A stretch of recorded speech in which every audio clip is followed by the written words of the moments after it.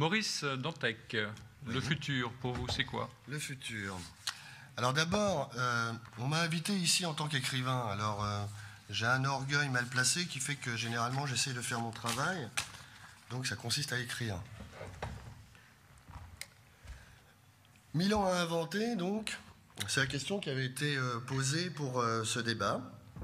Alors avant toute chose, je crois qu'il convient de placer en exergue de toutes les interrogations critiques qui conviendraient peut-être de poser ici, de savoir pourquoi je suis ici.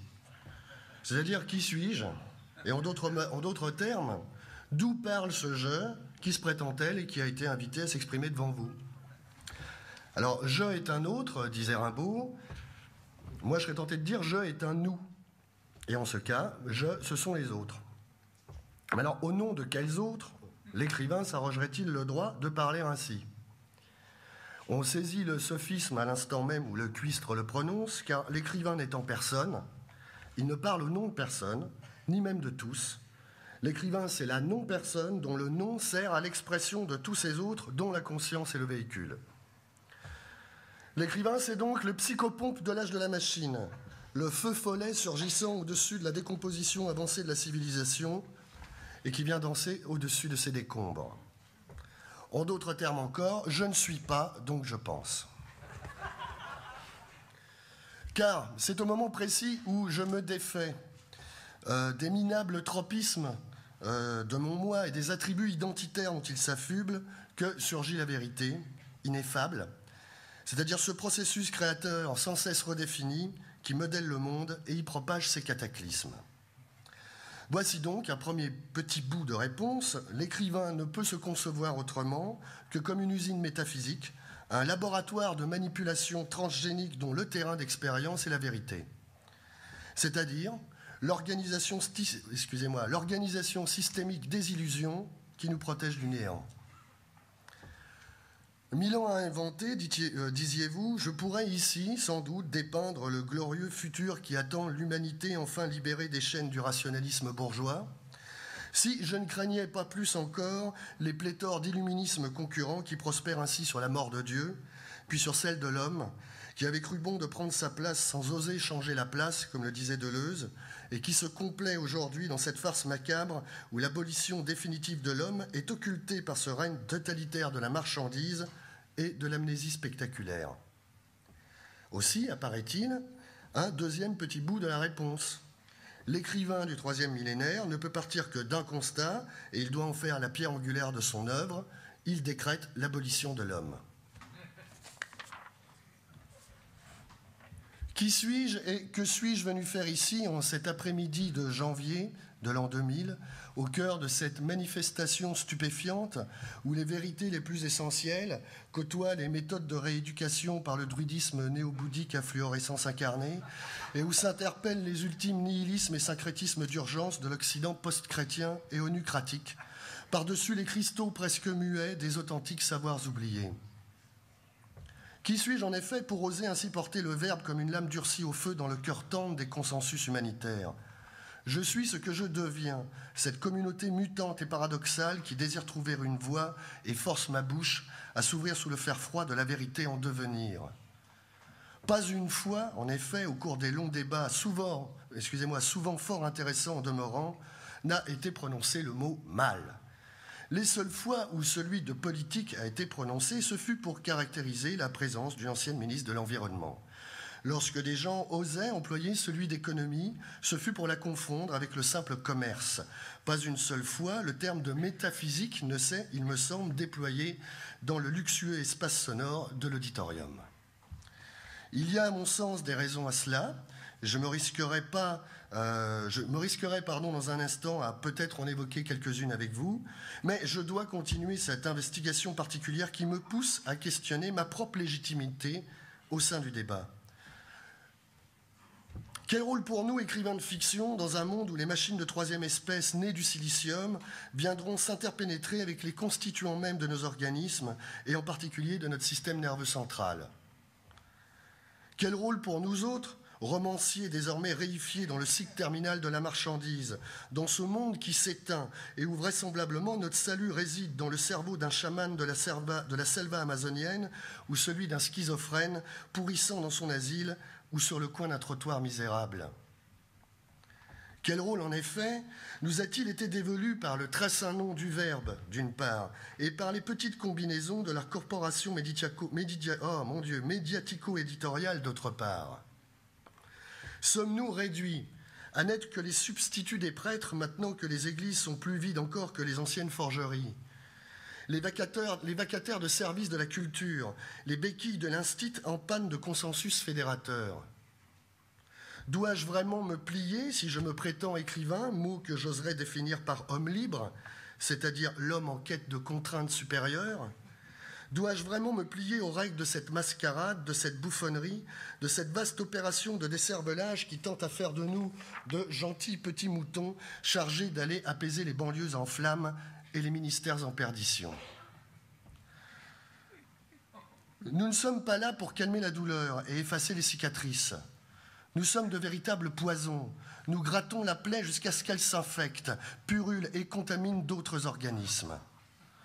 Et dans le meilleur des cas, si nous devons la cautériser, nous nous garderons bien d'employer un analgésique et nous userons volontiers de la lame rougie au feu. Un écrivain d'aujourd'hui se devra donc d'être toxique, comme le sont tous les grands révélateurs de vérité, ce que Jeremy Narby et le chaman équatorien nous ont, à mon sens, lumineusement démontré hier. L'écrivain de fiction du 3e millénaire sera donc un poète philosophe d'une espèce hautement dangereuse. Il sera anaconda et machine de 3e espèce, intelligence schizo-opérative et prolétaire de tous les prolétaires, aristocrate de toutes les aristocraties et prophète sorti du désert pour venir fustiger les idoles. Oui, disons-le tout net, il se devra d'être un authentique saboteur métaphysique.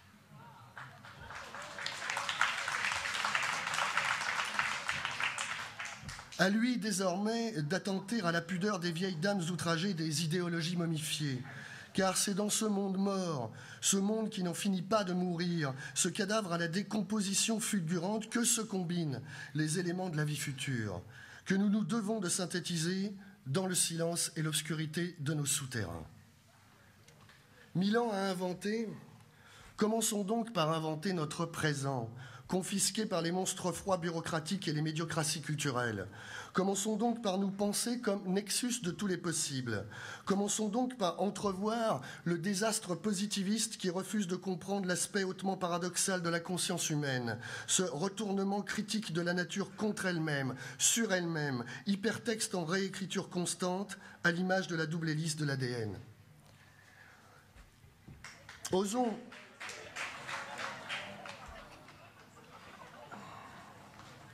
Osons alors l'alchimie opérative du futur.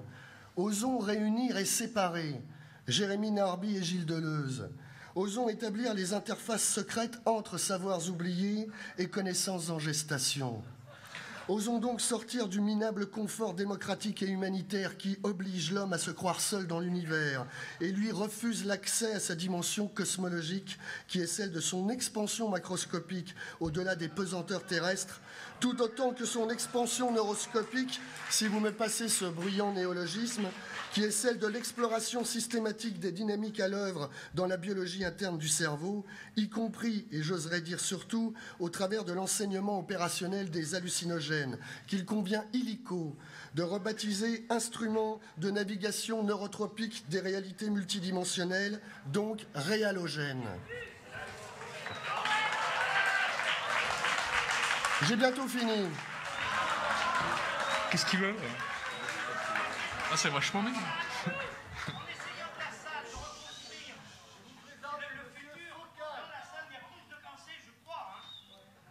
Et... On a un droit aussi d'expression. Ouais, ouais. Je crois que vous allez un peu loin dans le défaitisme. Est-ce que vous me permettez de terminer ou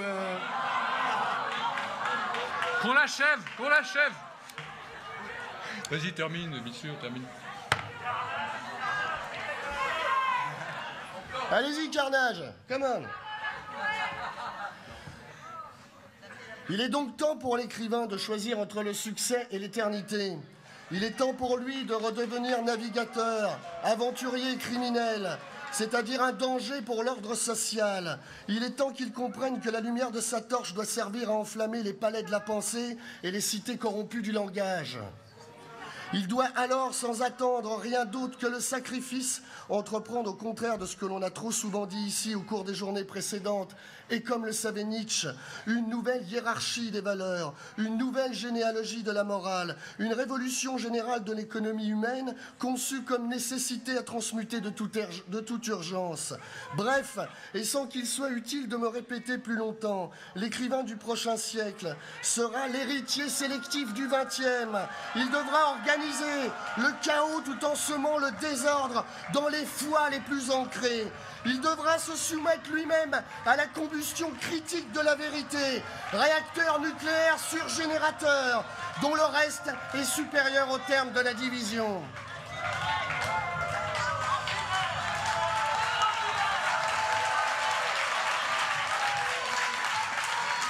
Il sera donc le propagateur de la nuit dans les contrées les plus illuminées. Il sera l'étincelle fugace de la lumière dans les plus enténébrées d'entre elles. Il sera celui dont les mythes et les créatures s'échapperont de son cerveau comme venus du monde des morts. Il aura fait d'Auschwitz et d'Hiroshima les expériences les plus cruciales de l'humanité et il s'emploiera à détruire tout ce qu'il touche, en particulier les murs métaphysiques d'un microcosmos devenu paradoxalement trop petit pour sa puissance et bien trop grand pour ses ambitions.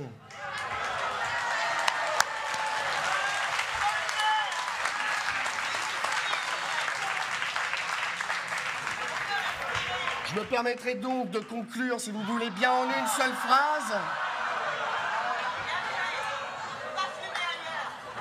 Toi, je t'emmerde. Je décrète la révolution biopolitique de l'homme et votre fin est proche.